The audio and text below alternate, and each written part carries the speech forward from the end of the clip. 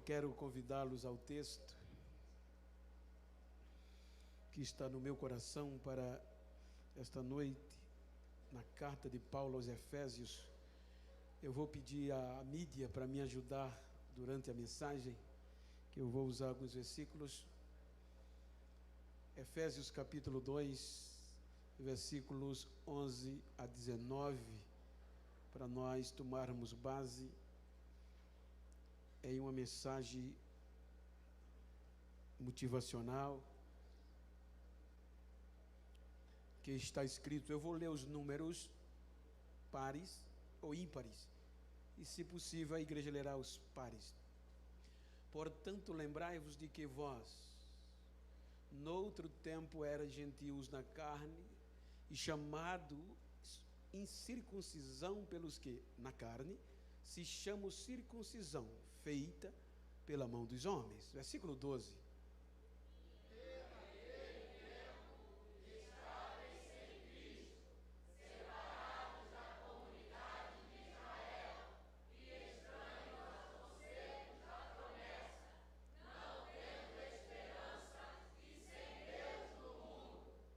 Mas agora em Cristo Jesus, vós, que antes estavais longe, já pelo sangue de Cristo chegaste perto.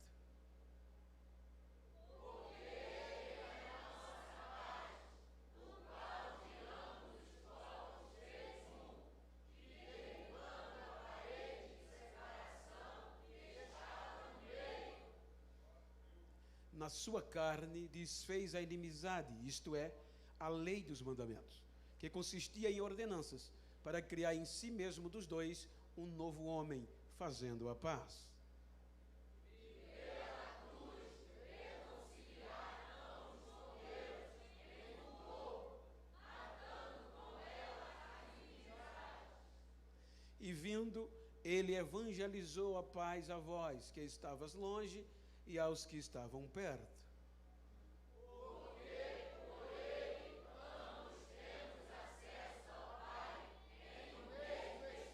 Versículo 19, toda a igreja. Assim que já não sois estrangeiros, nem forasteiros, mas concidadãos dos santos e da família de Deus. Amém? Queiram tornar os nossos assentos, por favor. Enquanto eu quero agradecer a Deus o privilégio, queridos, de por mais um ano poder participar da festividade ou das festividades de celebração da existência desta igreja, e nesta noite especialmente pelo jubileu de 74 anos desta existência. É muito tempo, são muitos dias. Já quero parabenizar ao pastor Romualdo Júnior, missionário Esther, a quem agradeço, pastor Antônio, irmã Solange, vice-presidente, em vossos nomes, externo a minha gratidão ao corpo ministerial, à igreja, parabéns e muito obrigado. Quero fazer menção de gratidão a Deus ao diácono Adriano, diácono Rodrigo, que tem cuidado de mim, da minha locomoção, da receptividade. Muito obrigado. Queridos, tomando por base esse texto, eu quero trazer-lhes uma mensagem referente à proposta do jubileu, a nosso privilégio. O privilégio dado a nós quando nós não merecíamos. Quando nós analisamos, para os irmãos ter entendimento do que eu quero falar, o meu objetivo é que no final da mensagem você entenda o privilégio que você tem como igreja de Cristo. Pois quando nós lemos o texto e observamos o contexto literário, por volta dos anos 52 a 53, a igreja de Éfeso, isto é, depois de Cristo, a igreja de Éfeso é inaugurada debaixo de grande poder. Uma cidade em evolução econômica, a principal cidade romana na Ásia Menor, tanto no aspecto econômico, político e religioso, ela estava crescendo de uma forma assustadora. Então, quando Paulo, Áquila e Priscila chegam em Éfeso, ele, no início da sua terceira viagem, ele, debaixo do poder de Deus, esta igreja é levantada a ponto de o que aconteceu nela chamou a atenção de toda a Ásia. Passando-se cerca de 10 anos, por volta de 62 a 63 depois de Cristo, então Paulo escreve esta carta aos Efésios, trazendo-lhes à memória o privilégio como eles receberam, representando os gentios. Observem que a carta, ele pede que eles não se esqueçam que lá atrás eles não mereciam, porque eram gentios. A palavra gentil, ela é toda aquela nação ou povo, que no original é goi, que quer dizer que não faz parte do sangue nem da dinastia de Abraão. Por isso, todas as nações que não tinham origem em Abraão estavam fora das promessas, do privilégio, da chamada, vivia no mundo sem esperança e sem Deus. Então, observe que Paulo vai fazer menção que pelo sangue e pela cruz nós conseguimos ter acesso.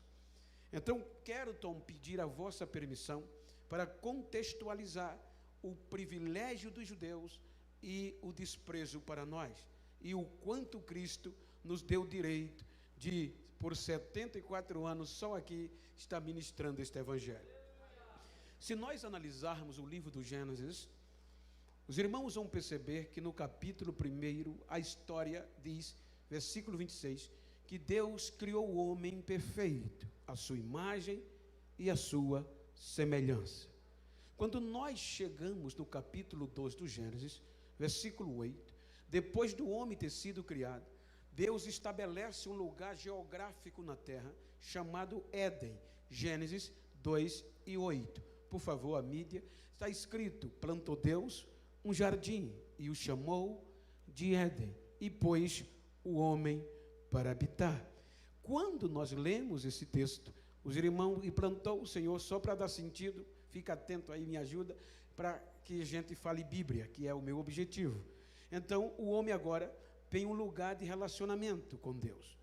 Agora, o único ser, ou a única espécie, dotada de sentimento, dotada de sensibilidade, a ponto de galgar um relacionamento com Deus tão íntimo, que a Bíblia diz que quando Deus descia para ser adorado, não precisava nem falar, só no barulho dos pés do Senhor, o homem já sabia que era ele. Isso é intimidade. Quando nós vamos para o capítulo 3 do Gênesis, vem a queda, o homem, o pecado entra e o homem desobedece.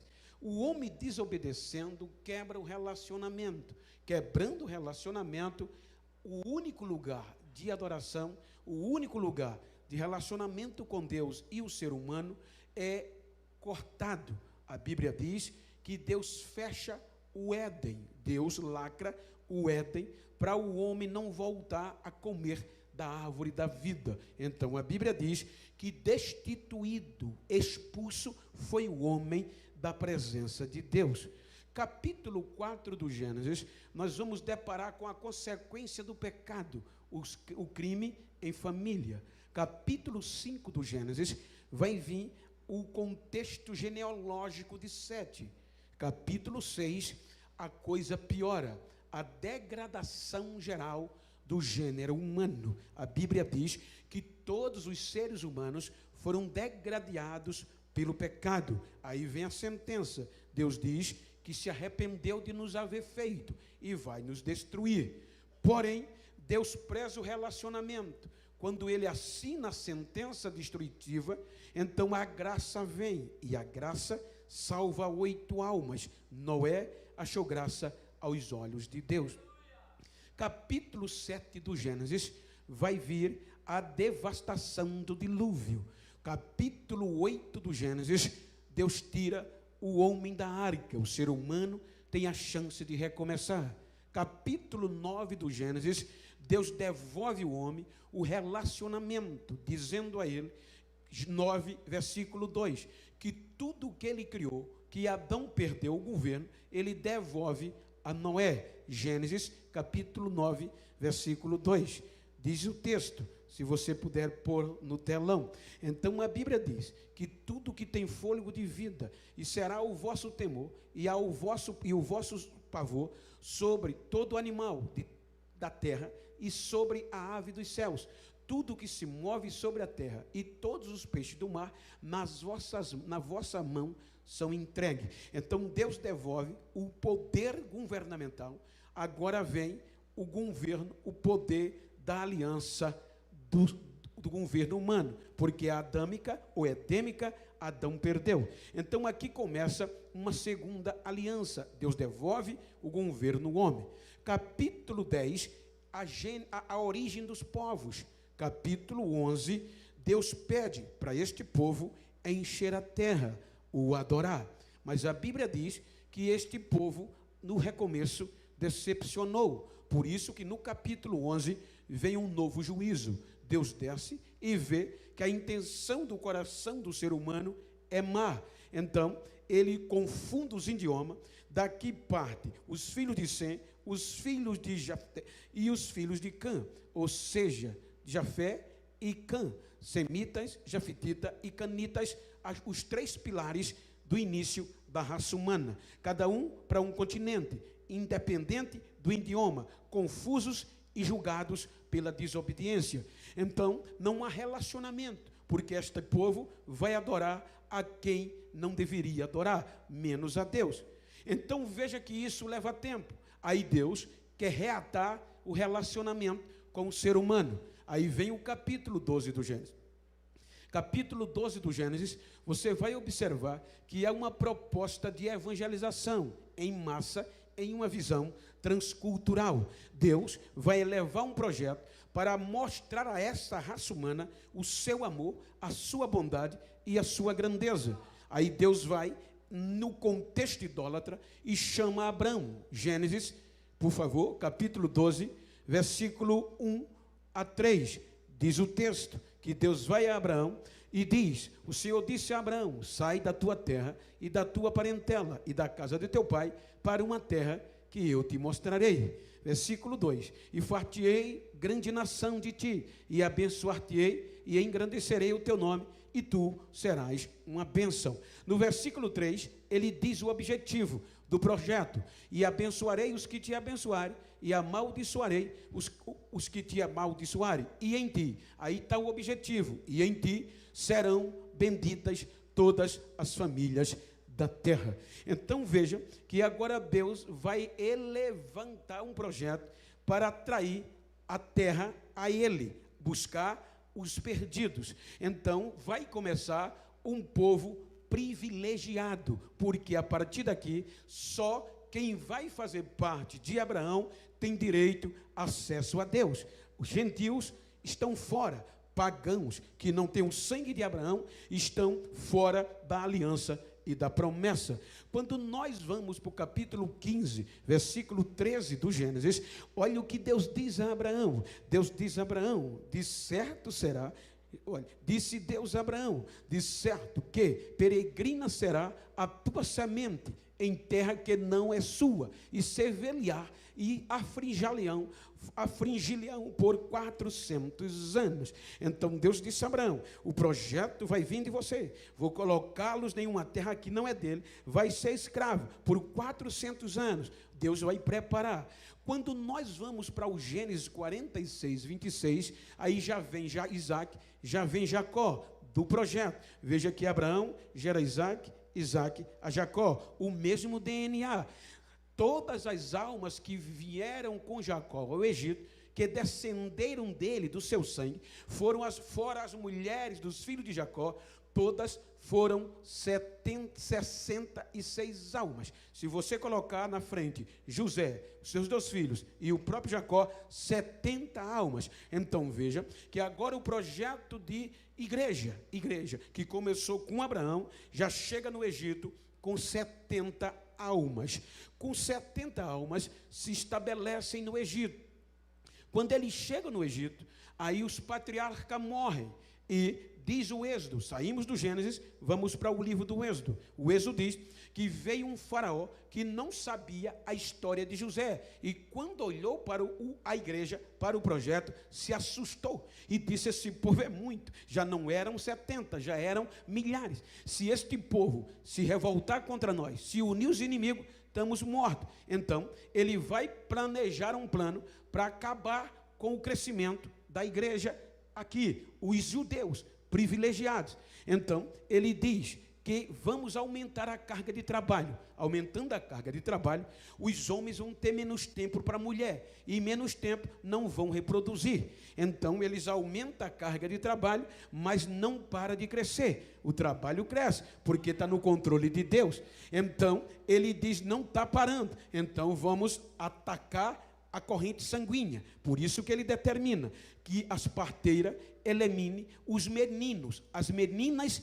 deixem viver, mas os meninos nasceu, matem. Por quê? Cortando os meninos, não vai ter homem no futuro. E se não tem hebreu, as mulheres casam com egípcios e para a corrente sanguínea. Mas as parteiras não resolvem. A igreja continuava crescendo, porque as egípcias não eram igual às hebreias. As hebreias, as crentes eram diferentes. Aí ele disse, não está parando, vou botar pesado. Aí ele dá uma ordem, está no Êxodo, excepcional, para todos os egípcios.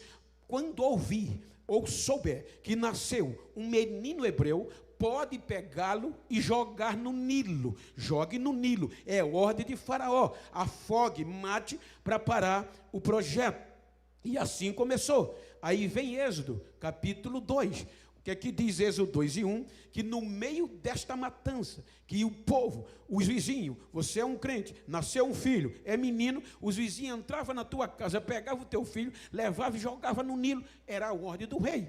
Êxodo, capítulo 2, neste tempo, diz a Bíblia, que veio um homem da casa de Levi e casou com uma filha de Levi. Êxodo, capítulo 2. E de onde vem Levi? Vem de Jacó. De onde vem Jacó? De Isaac. De onde vem Isaac? De Abraão. Veja que Deus vai seguindo. Então, este Arão casa com Joquebede e nasce um menino. E ela olha e diz, não, este é especial. E vai escondendo. Mas com 3 meses não dá mais para esconder. O menino vai chorar mais alto. O menino não vai ficar preso. Então ela diz, já que a ordem, para que ninguém jogue ele no Nilo, eu mesmo vou jogar. É a ordem do rei, não vai ser excepcional. Vendo ela levar um cesto e jogar o menino no Nilo, era comum, era ordem. Então ela prepara um cesto, ata com betume e leva para o Nilo. Chega no Nilo, joga o cesto, e o cesto vai levado pelo vento em meio ao junco. Miriam fica de longe. Só que agora o vento não vai levando o menino para o alto Nilo. Eu já tive o privilégio de navegar por 2 vezes no Nilo. Então ele não leva o menino para o alto Nilo, mas vai levando em meio ao junco. No balneário da filha de Faraó,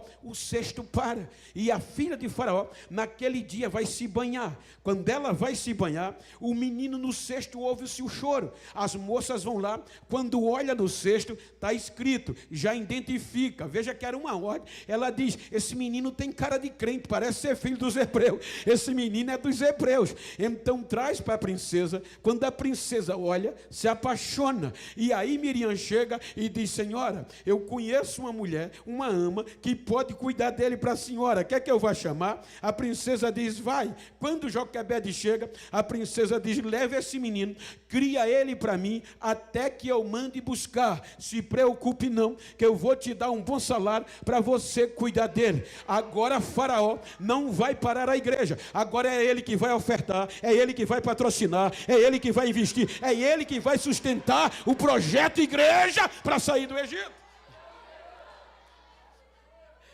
Moisés tira o povo do Egito.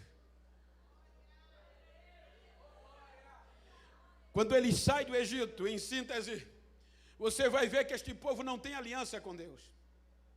Privilegiado, só sangue de Abraão. O projeto de evangelização.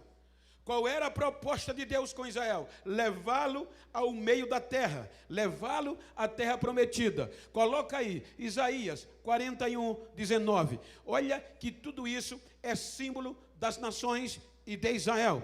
O que é que diz Deus? Isaías, plantarei no deserto o cedro, a árvore de cita e a murta, Iá. Esse destaque quer dizer que estava faltando alguma coisa. A Iá, oliveira, é o destaque. Conjuntamente porei no ermo a faia, e o almeiro e o álamo. Deus estava dizendo, minha oliveira é Israel. produtiva, cultivada, tratada, onde põe, ela produz, nada da oliveira se perde, por isso que Deus chama minha oliveira, vai plantar ela no meio das nações, no Mediterrâneo, para que todas as outras nações vejam.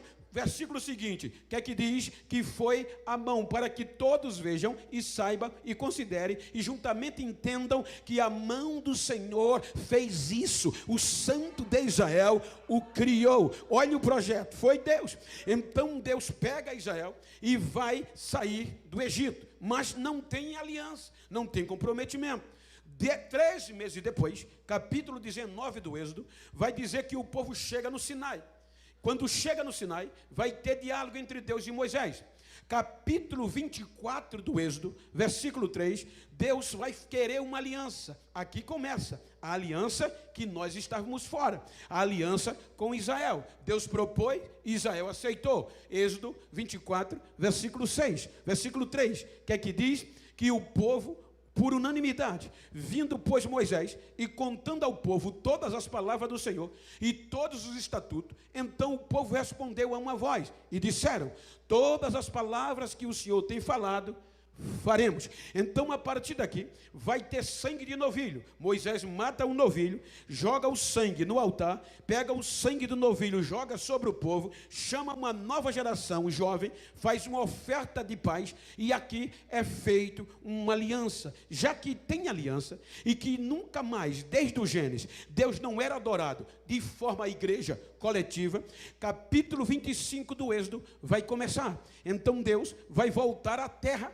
para querer ser adorado. E Deus diz a Moisés, eu vou preparar um lugar chamado tabernáculo, que eu vou descer e o povo vai me adorar, e eu vou perdoar o pecado do povo e vou andar no meio do povo. Então começa no capítulo 25, 15 capítulos depois, Êxodo 40, versículo 33, por favor, diz o texto que Moisés acabou a obra, levantou, olha aí, disse mais 33, 40, 33, Êxodo 40, 33, que Moisés acabou a obra, e quando Moisés levantou também o pátio do tabernáculo, ou ao redor, e pendurou a coberta da porta, assim Moisés acabou a obra. Quando ele acaba a obra, vem o versículo 34. Lembre, desde o Gênesis, isso não acontecia. Só Israel vai ver isso, só os judeus. Então, a nuvem cobriu a tenda da congregação e a glória do Senhor encheu a casa, a ponto que o versículo 35 diz que nem o pastor presidente Moisés podia entrar. Qual era o motivo? A glória de Deus está na terra de novo, a glória de Deus está privilegiando, só os judeus tiveram esse direito. Agora tem aliança, agora tem promessa, agora tem leis. Aí saímos do Êxodo, aí Deus diz, eu quero fazer uma aliança irrevogável com vocês. Aí vamos para Levítico, Levítico capítulo 2, versículo 13. Aí Deus chama os obreiros da casa de Arão e lhe dá uma ordem dizendo, e toda a oferta dos teus manjares salgarás com sal, e não deixarás faltar a tua oferta de manjar o sal do concerto do teu Deus. Em todas as tuas ofertas oferecerás sal, o sal do concerto. Observe o que é que Deus quer dizer aqui. Os irmãos sabem que quando a gente não tinha freezer ou geladeira, o que era que conservava o nosso alimento? Ele durava mais, não é? A aliança de sal aqui é conservadora, duradoura e irrevogável. Por quê? Na realidade, na cultura aqui, o que é que Deus estava dizendo com a cultura? Se eu vim, cheguei 2:30 da tarde, pastor Romualdo me pegou, chegou no hotel, eu disse, estou com fome. Ele foi, pagou o meu almoço. Então eu comi do sal dele. Na intimidade, eu tinha que ir na casa dele, e missionária Esther preparava, eu comia do sal dele. Então eu dizia, pastor, eu quero uma relação íntima, confiável, irrevogável, indestrutível com o senhor e sua família e a minha. Ele dizia, Bento, eu estou de acordo.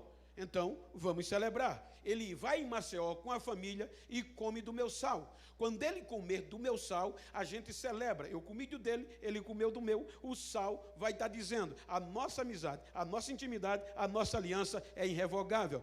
Então, passaram-se 20 anos. Quando o diácono Adriano olhar para ele e dizer, ô Romualdo, eu não acredito muito na amizade de vocês não, na aliança. Ele não precisa explicar, só precisa ele dizer, há sal entre nós. Então, já calou o Adriano. Se tem sal, é inquebrável, é duradoura, ela é conservada. Então, Deus vai fazer uma aliança com esta geração que saiu do Egito.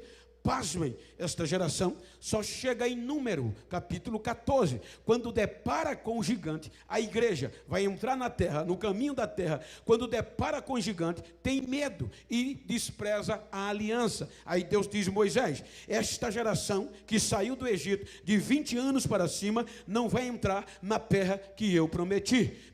Aí Deus não desiste, aí Deus vai levantar, exceto Josué e Caleb. Aí Deus diz, mas a geração que saiu de 20 anos para baixo, é a nova geração da igreja, eu vou fazer ela continuar, não vou desistir, mas tinha que ser judeu. Aí quando Deus vai para Número, nós saímos do 14 para Número, já que a primeira quebrou a aliança, Número 18, 19, aí Deus vai falar para a nova geração, para continuar. Aí o que é que Deus volta a refazer? Veja, Número 18, 19. Leiam comigo. 1, 2, 3.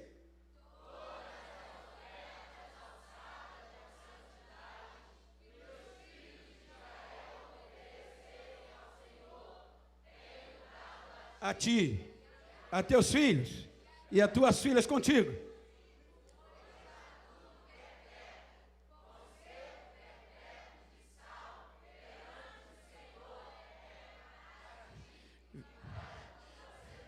Veja que ele primeiro começou com a primeira geração, agora já vem para a segunda, do contexto Abraão, e agora já não é mais para um grupo, é para os filhos, as filhas, a descendentes, em um conceito perpétuo. Então esta geração sai de Número, vai para Deuteronômio. Deuteronômio quer dizer segunda lei, na nossa linguagem, segunda chance. Capítulo 8 de Deuteronômio, Deus vai dizer as mesmas leis que disse para esta geração não cometer erro, avançar. Então, quando nós saímos de Deuteronômio, vamos para Josué. É esta geração de Josué que vai ver o Jordão se abrir. Quando o Jordão se abre, veja que Deus faz um memorial inesquecível. Josué, capítulo 4, versículo 6. Deus manda pegar 12 pedras. Quais são os significados daquelas pedras? Aonde o arraial, o tabernáculo parar, as pedras vão estar. Para quê? Para que isto seja por sinal entre vós. E quando os vossos filhos no futuro perguntarem dizendo, que significam estas pedras? Então lhes direi que as águas do Jordão se separaram diante da arca do concerto do Senhor. Passando ela pelo Jordão, separaram-se as águas do Jordão. Assim que estas pedras serão para sempre por memorial aos filhos de Israel. A primeira tinha o mar vermelho, a segunda tem o Jordão e as muralhas de Jericó. Esta geração vai caminhar, entra na terra prometida, entra e toma posse. Porém, esta geração de igreja privilegiada de judeus só chega até o capítulo 2 de Juízes, versículo 10. O que é que está escrito? Juízes 10. Ele diz que Josué morreu, como também os anciões, e foi congregada toda aquela geração a seus pais, e outra geração após eles se levantou, que não conhecia o Senhor, nem tampouco a obra que ele fizera. Olha um contraponto. Como é que não conhecia? Se tinha um memorial que a gente leu que era perpétuo,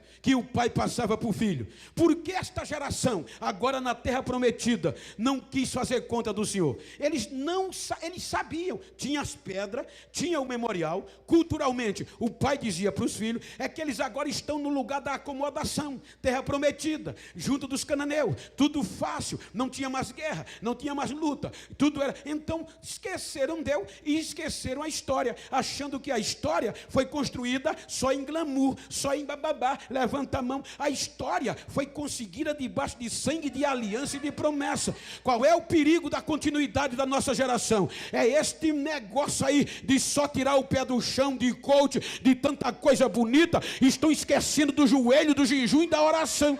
A nossa história não foi feita de glamour. A nossa história é de poder, de unção, de cura, de milagre e de batismo no Espírito Santo. Essa é a nossa história. Modismo passa, mas a palavra não.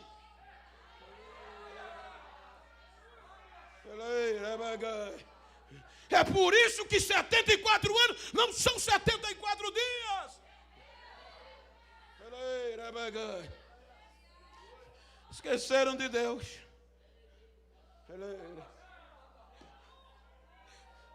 E sabe como termina o livro dos Juízes? Sem líder, sem pastor, sem reis, e cada um fazia o que queria. E sabe o que era que o grupo de louvor cantava no meio da guerra? Foram para a guerra, perdemos, vamos perder, chama o grupo de louvor. O grupo de louvor veio, traz a arca. Mas a arca sem santidade é só um caixão.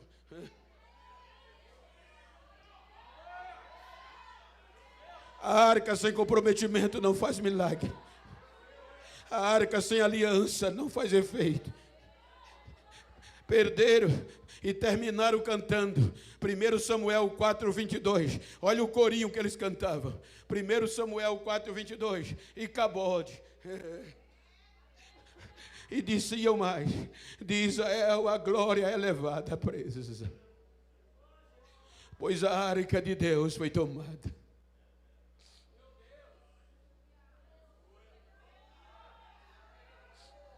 A presença de Deus saiu. E a vergonha veio e a derrota veio. 70 anos, 20 anos. Os filisteus desistiram, desenvolveram 20 anos. A arca esquecida. E esta geração não se interessou. Mas o projeto era de Deus. Deus tinha compromisso com os judeus no sangue de Abraão. Aí Deus levanta a geração de Davi.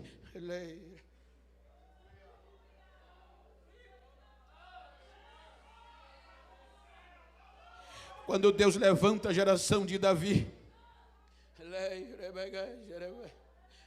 Ele vai reatar a aliança de intimidade.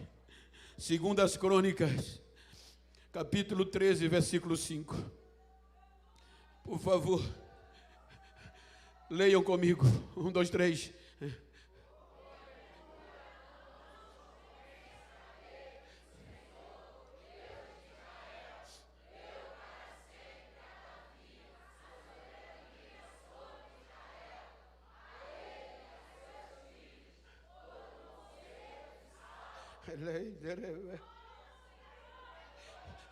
Deus faz uma aliança irrevogável de novo no Salmo. Davi vai buscar a arca. Davi diz: olha, é bom o reino, é bom a coroa, mas está faltando alguma coisa. O cargo é bom, mas está faltando algo glorioso. A arca eu vou buscar. Quando a arca vai chegando em Jerusalém, agora o projeto já tem uma base missionária em Jerusalém, e a arca era tudo que um crente queria, vai entrar. Quando a arca vai entrando, o próprio rei, a maior autoridade que deveria ter o decoro, ele quebra protocolo, ele pula, ele cai, ele rasga a veste, ele dança, vira a ponta cabeça. Os crentes frios diziam: ele está doido. O rei dizia: estou doido não, eu estou cheio da presença. Porque quando a presença de Deus está, protocolo tem que ser quebrado. Cadê os crentes que ainda sentem esta presença? Cadê os crentes que ainda quebram protocolo pelo poder da presença?